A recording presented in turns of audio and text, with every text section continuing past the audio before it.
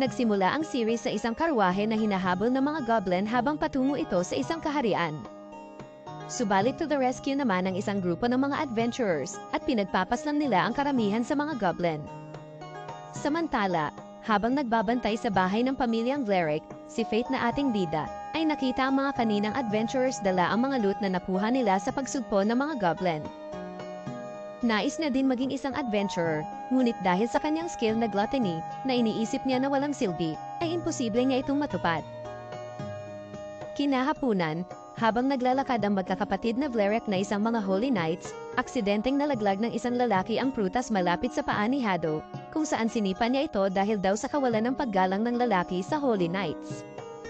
Pinigilan naman sila ng nakakatandang si Rafal, habang nang makauwi ang mga ito, ay inihagis ang ilang araw na kinita ni Fate sa sahig at tinutusan siyang kunin ito. Subalit tinapakan ni Hado ang kanyang kamay at saka binugbog, habang inaalipusta dahil daw sa kanyang walang kwentang skill na gluttony. Subalit biglang dumating ang isa sa mga Holy Knight na si Lady Roxy upang pigilan ang mga bully na kabalyero, habang sinasabing hindi daw ito ang gawain ng isang Holy Knight.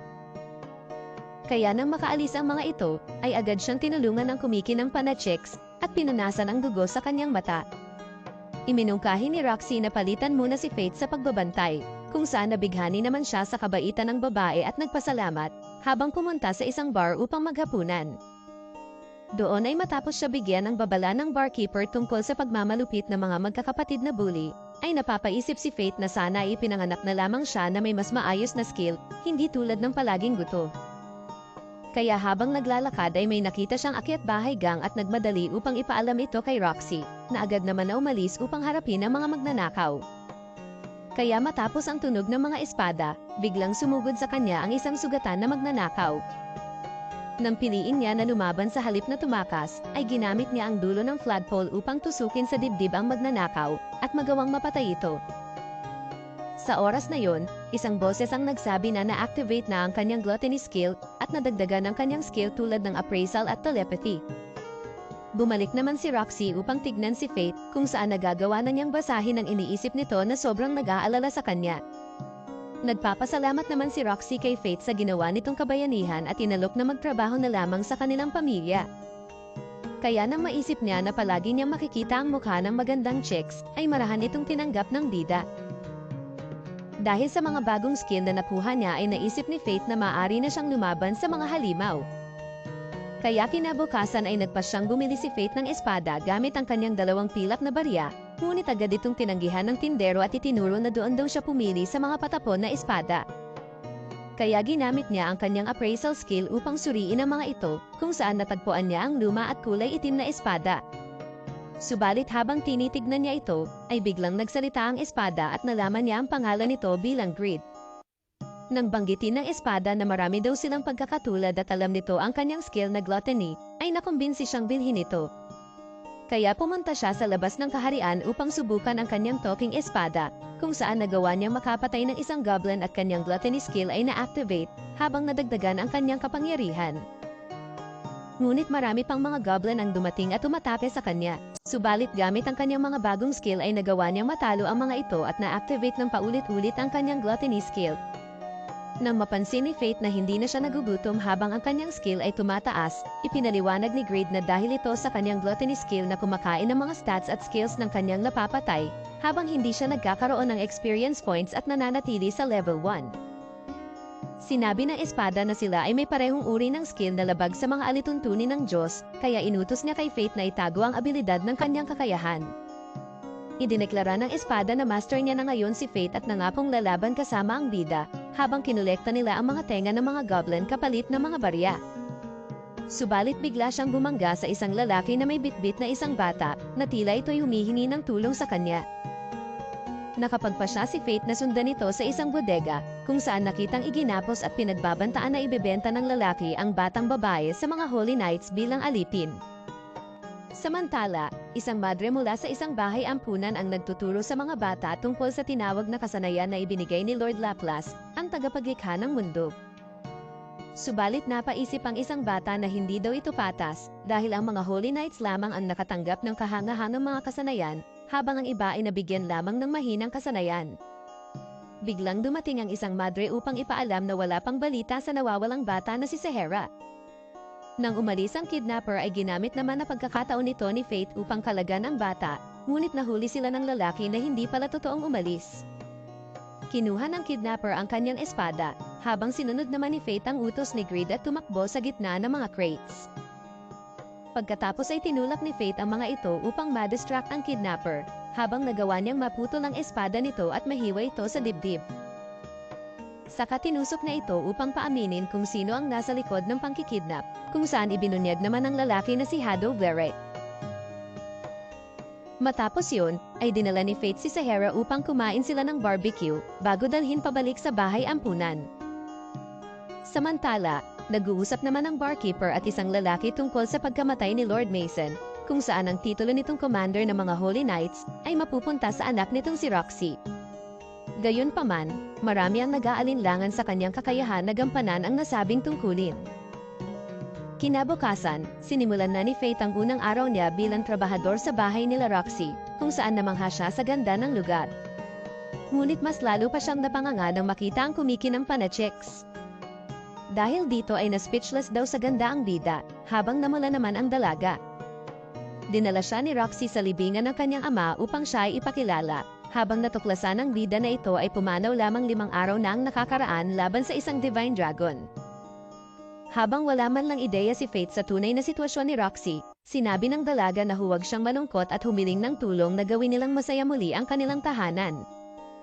Makikipagkamay sana ang bida ngunit naalala niya na baka mabasa na naman niya ang isip ni Roxy, kaya tinuro niya na lamang ang kanilang maid. Isang linggo ang nagdaan at naging close na si Faith sa kanyang mga kasamahan, habang nagtataka ang mga ito kung bakit palagi siyang gutom kahit kakakain lamang ng lunch. Bigla naman dumating ang maid upang tawagin siya para sa isang pagpupulong kasama si Roxy. Ngunit dahil busy ang bida sa kumakalam niyang sikmura, ay hindi niya namalaya na tinatawag siya ni Roxy sa palayaw na Faith, kung saan naalala niya na iyon ang tawag sa kanya ng yumaon niyang ama. Subalit sa gitna ng kanilang pag-uusap, bigla na lang nawala ng malay si Faith at nagising na lamang siya sa kanyang kwarto, habang may sulat mula kay Roxy na sinabing mag-day off muna siya. Nang tanungin niya si Greed kung anong nangyayari sa kanya, ipinaliwanag ng espada na ang kanyang gluttony skill ay nagkaroon ng pagnanasa sa mga kaluluwa, at siya ay nakatadhana na kumain ng mga ito hanggang siya ay mamatay. At kung hindi siya papatay, ay mamamatay siya sa gutom o maaaring makasakit ng kahit sino. Habang ang kanyang mga mata ay magiging kulay pula, indikasyon na siya ay malapit ng magutom. Kaya lumabas si Faith upang mag-midnight snap ng mga goblin, ngunit dahil hindi pa siya satisfied, ay pumunta pa siya sa pugad ng mga hobgoblin at pinagpapaslang ang mga ito upang mapawi ang kanyang kagutuman. Subalit bigla siyang nakaramdam ng mabibigat na yapak na nagmumula pala sa isang Goblin King, at ito ay may health regeneration skill na maaari niyang magamit sa pakikipaglaban. Kaya nang makapwesto siya sa itaas nito, ay gumamit si Faith ng surpresang atake upang putulin ang isang braso ng halimaw. Habang nagawa niyang makailag sa lahat ng ginawang pag-atake ng King Goblin, at tinapos ito sa malakas na atake. Matapos matalo ang King Goblin, hiningi ni Greed kay Faith ang lahat ng kanyang stats upang ma-unlock ang kanyang bagong anyo. Bagamat may pag-aalinlangan sa una, ay pumayag din si Faith para sa kanilang ikalalakas dalawa, na nagresulta sa pagiging isang magical bow ni Greed na hindi na nangangailangan ng mga palaso. Kaya bigla na lamang lumabas sa kanang kamay niya ang palaso at sumusunod sa direksyon ng target hanggang tamaan ito. Sa sumunod na araw, sinabi ni Roxy kay Faith na bibisita siya ng bayan bilang isang karaniwang tao upang magsagawa ng isang lihim na inspeksyon at isasama niya ang bida bilang kanyang escort. Nagpatuloy nga ang dalawa patungo sa bayan at hiniling ni Roxy kay Faith na tawagin muna siya bilang Lexi sa araw na iyon.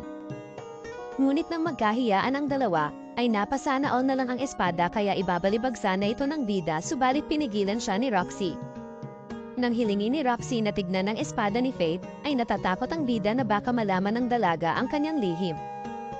Subalit nang makita ito ni Roxy, ay sinabi niya sa bida na maaari niya itong dalhin sa kanilang blacksmith upang ipaayos.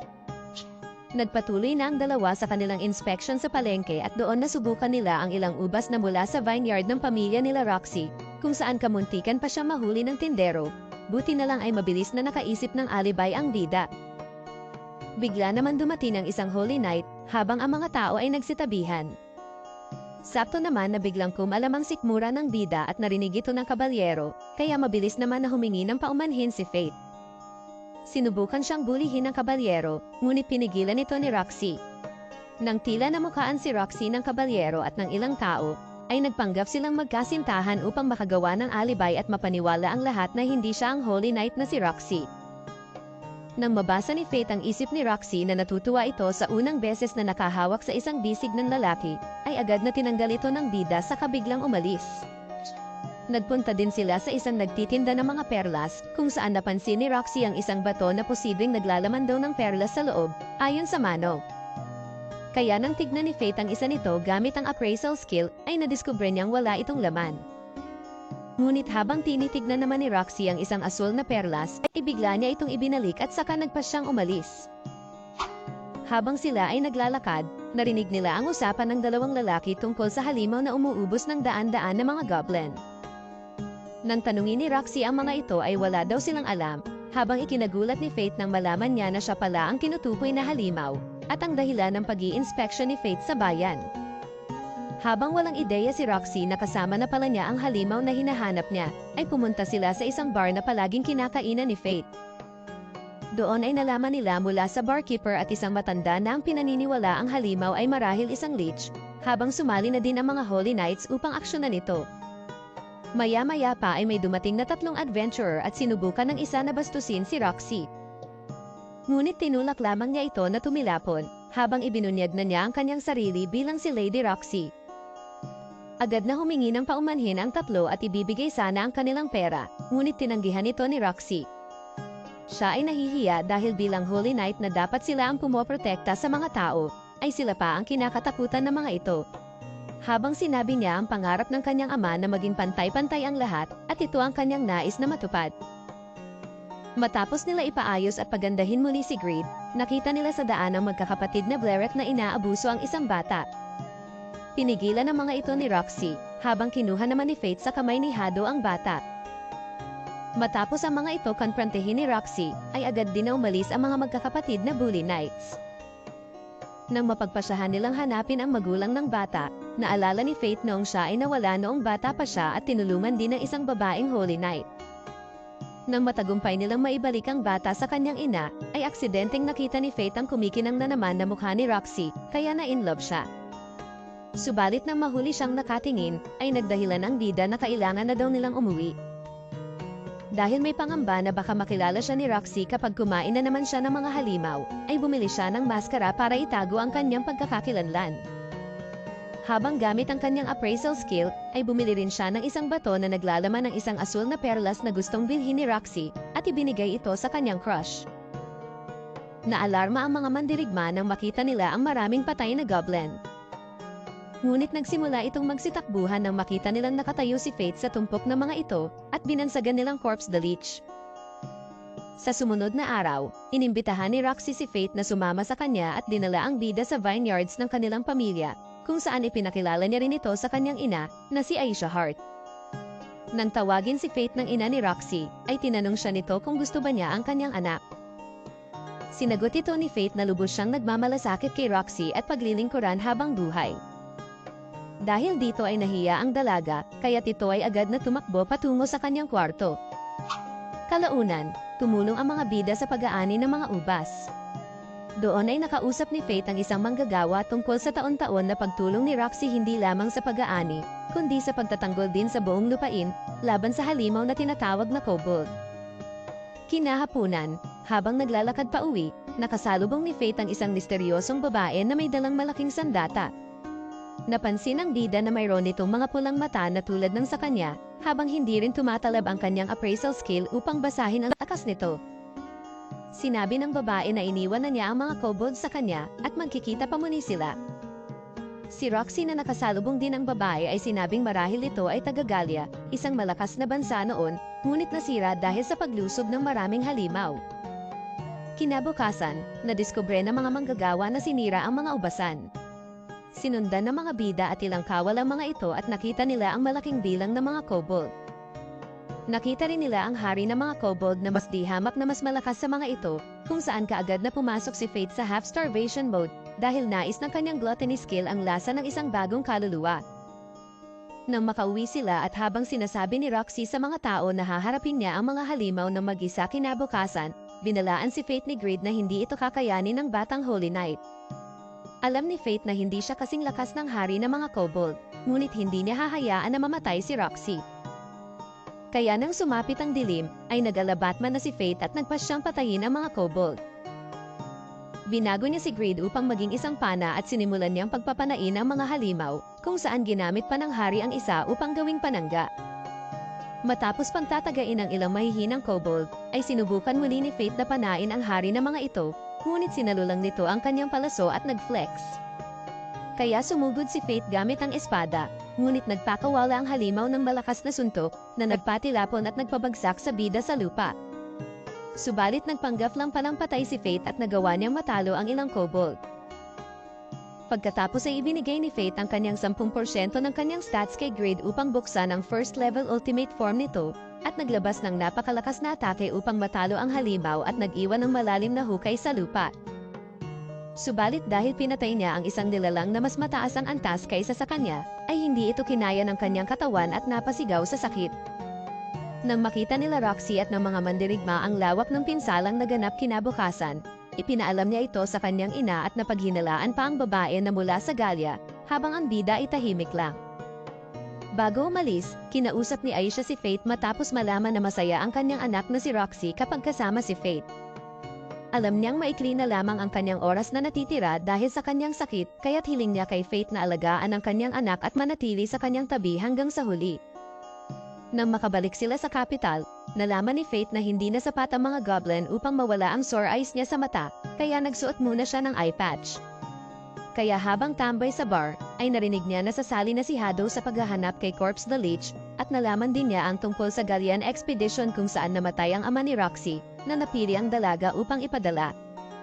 Ito ay plano ng magkakapatid na Vlerek na nais alisin si Roxy, dahil ito daw ay sagabal sa kanilang pagsasaliksik para sa immortality. Sinubukan pigilan ni Fate si Roxy dahil baka ito ay hindi na makabalik, ngunit buo na ang desisyon ng dalaga. Kaya dahil namumuro na ang magkakapatid sa kanya, ay hinarap na ni Fate si Hado habang may mga kasama itong mga extra. Nang ipadala ni Hado ang kanyang mga extra, madali lamang itong mga tinalo ni Fate at ang natira ay nagsitakbuhan. Kaya bago ito harapin ni Fate ay ipinakita muna niya ang kanyang sarili kay Hado, kung saan ikinagulat ito ng lalaki kung paano lumakas ang bida ng ganon. Kahit nanginginig na sa takot, napuha pa ni Hado na magyabang na siya ay may malakas na espada, kaya't ito'y gumamit ng Holy Sword attack ngunit masyadong mabilis para dito si Fate, at hiniwa ang kanyang pinagmamalaking espada. Si Hado na nabalot na ng takot ay wala nang balak ipagpatuloy ang laban, ngunit si Faye ay determinadong maghiganti para sa lahat ng pang-aabuso at ng iba pang naranasan mula sa mga Holy Knight, at ihampas ito sa maraming puno hanggang mabasag ang mukha nito. Kahit nagmamakaawa ay hindi tumigil si Fate hanggat hindi nawawala si Hado, at pinagpapana ng ilang beses ang lalaki sa ere na parang kalapati, kung saan ang natira na lamang ay ang ulo at katawan nito. Nang tanungin ni Fate si Hado tungkol sa misyon ni Roxy, sinabi ng lalaki na kakansilahin niya ang ekspedisyon, huwag lang siyang patayin ng bida. Ngunit sinaksak ito ni Fate sa dibdib at sinabing para ito sa kanyang paghihiganti. Nang makuha niya ang skill at stats ni Hado, ay mabilis niya itong inilipat kay Greed upang mabuksan ang second form ng espada, ang Black Side, na may kakayahan na humiwa ng kahit anong bagay. Kinabukasan, nagpaalam na si Roxy sa kanyang mga kasama sa bahay kabilang na kay Fate, na may pangako na magkikita muli sila sa loob ng 3 taon. Nakatanggap din si Fate ng isang sulat na iniwan ni Roxy na may pahintulot na manatili siya sa pamilyang Hart, ngunit tinanggihan ito ng bida upang maging isang mandirigma at sundan si Roxy sa Galya. Samantala, matapos magbigay ni Roxy ng speech sa mga mandirigmang makakasama niya patungong Galya, ay ipinakilala din ang kanyang 2 personal na bodyguard, na si Miria at Mugen. Sa ibang dako, isang scientist na nagngangalang Rain, ang nagsasagawa ng isang pagsasaliksik sa mga halimaw na pinatay ni Fate. Natuklasan nila na ang mga sugat sa mga halimaw ay hindi dulot ng karaniwang pana kundi ng mga magical arrow na nilikha ng itim na espada, na isa sa mga sandata ng Mortal Sin. Upang makarating sa Galya, ay kinakailangan muna ni Fate na maglakbay patungo sa Tetra, isang lungsod ng mga mangangalakal. Matapos matuklasan na kinabukasan pa ang biyahe ni Manong patungong Galya dahil takot siya sa monster, naisip muna ni Fate na magpalipas ng araw sa lungsod at umefti. Samantala, isang lalaki ang nagmamakaawa sa mga mandirigma na tulungan ang kanilang nayon mula sa mga halimaw, ngunit dahil barya lang, ay binuli nila ang lalaki. Pumagitan naman si Faith at tinuruan ang mga ito ng leksyon, habang kinilala naman ang lalaki na si Seth. Naalala ni Faith ang mga panahon sa nayon kung saan madalas siyang inaapi ni Seth, habang naalala niya rin kung paano siya ipagtabuyan ng ama nito, matapos mamatay ang kanyang sariling ama. Gayunpaman, sa pakiusap ni Seth at para na din sa kanyang gluttony skill, ay pumayag si Faith na tulungan ang nayon sa pagpuksa laban sa mga halimaw. Subalit pagdating nila sa lugar, ay agad silang hinarang ng ama ni Seth at sinabing bakit siya nagdala muli ng basura sa nayon. Dagdag pa nito, na mas mainam na isakripisyo na lamang si Faith sa mga halimaw para magkaroon ng dagdag pa na panahon upang makahanap ng mga mandirigma. Humingi naman ng paumanhin si Seth kay Faith at dinala ang bida sa kanilang bahay, kung saan nalaman ni Faith na namatay ang asawa nito mula sa mga halimaw at nagbago matapos isilang ang kanyang anak. Habang ipinapaliwanag ni Seth kay Faith ang itsura at kakayahan ng mga sumusugod na halimaw, ay bigla naman kumalam ang sikmura ng bida. Kaya habang naghahanda ng pagkain si Seth, ay lumapit naman ang anak nito kay Faith at nag-alok ng candy na makakain. Subalit habang naghahapunan, ay biglang nawala ng malay si Faith, kung saan napag-alaman ni Seth mula sa kanyang anak na binigyan niya ang bida ng candy na galing sa kanyang lolo. Kaya nang napagtanto ni Seth na seryoso ang kanyang ama na isakripisyo si Faith sa mga halimaw, ay nagkataon na sumugod na ang mga ito. Agad na umatake ang mga halimaw gamit ang apoy na nagpaliyab sa buong nayon, habang kinakain din ng mga ito ang mga mamamayan, kabilang na ang ama ni Seth na hinahanap pa si Faith bilang alay. Speaking of Faith na tulog pa din, agad na gumawa ng antidote si Seth at pinainom sa bida, kung saan ang mahimasmasan ay humingi ng paumanhin ng lalaki sa ginawa ng kanyang ama. Agad na lumabas si Faith kung saan nakita niya ang kalunos-lunos na sinapit ng buong nayon sa bunganga ng mga halimaw. Sinabi ni Grid kay Faith na wala siyang match sa mga ito kung aatakihin siya mula sa itaas, kaya inutusan niya si Grid na mag-transform sa black side, kung saan hiniwan niya lamang ang atake ng halimaw gamit ito. Kaya nang napagtanto na may palagpala ang bida ay gumawa ang mga ito ng mas malaki pang fireball, ngunit binato ni Faith si Grid at nahiwa lamang ang apoy, habang tinamaan din ito ang mga halimaw sa ere at bumalik ito sa bida na parang boomerang. Kaya lumabas na ang boss ng mga ito na may mataas na level at fire resistance, ngunit walang match ito sa karit ni Faith dahil hiniwa lamang ito sa gitna, at tumaas lalo ang stats ng bida. Dahil sa naging pinsala sa nayon, ay ilan lamang ang nakaligtas habang nasira na din ang lupa at hindi na din sila makakapagtanim, ay sinabi ni Seth na pupunta siya ng bayan para maghanap ng trabaho at masuportahan ang kanyang pinakamamahal na anak. At bago sila maghiwalay, ay hiniling ni Seth kay Faith na suntukin siya sa mukha bilang ganti sa kanyang pang-aapi noon. Kaya nang maintindihan ito ni Faith, ay sinuntok niya si Seth na medyo napalakas, ngunit nagpasalamat ito sa kanya. Dumaan din si Faith sa dati nilang tirahan, kung saan nakalibing ang kanyang mga magulang, at sinabi niya sa kanyang ama na siya ay nasa maayos ng kalagayan. Sa ibang dapo, habang ang grupo ni Roxy ay nagpapahinga sa paglalakbay at malapit na makarating sa teritoryo ng Lanchester, si Faith naman ay nakasakay na sa karwahe ni Manong. Habang ang bida ay babayaran ni Manong ng 3 gintong barya para daw sa kanyang kaligtasan, sakto naman na biglang hinarang ang kanilang karwahe ng mga bandido. Agad na bumaba si Faith upang harapin ang mga ito, ngunit si Manong ay biglang napakapit at nagmamakaawa na iligtas siya. Subalit isang atake mula sa langit ang nagpatilapon sa mga bandido, kung saan ito pala ay mula sa misteryosong babae na nakasalubong ni Faith at hinahanap siya nito. Nang payagan ito ni Manong na sumabay sa kanila, biglang umangat ang unahang bahagi ng karwahe sa bigat ng sandata ng babae, kaya inutusan niya ito na bumalik sa normal. Nagulat si Faith nang alam ng babae ang kanyang gluttony skill dahil lumalabas na mayroon din itong skill ng deadly sin. Kasabay ng pagpapakilala ng babae bilang mine, ay tumunog ang tiyan nito kung saan binigyan naman ito ni Faith ng makakain, ngunit inubusan siya nito. Nang makarating sila sa bayan ng Lanchester, isang lalaki ang nagligtas sa isang babae mula sa mga kunwaring multo at nagpakilala ito bilang Lord ng Lanchester, na si Rudolph na Papogi.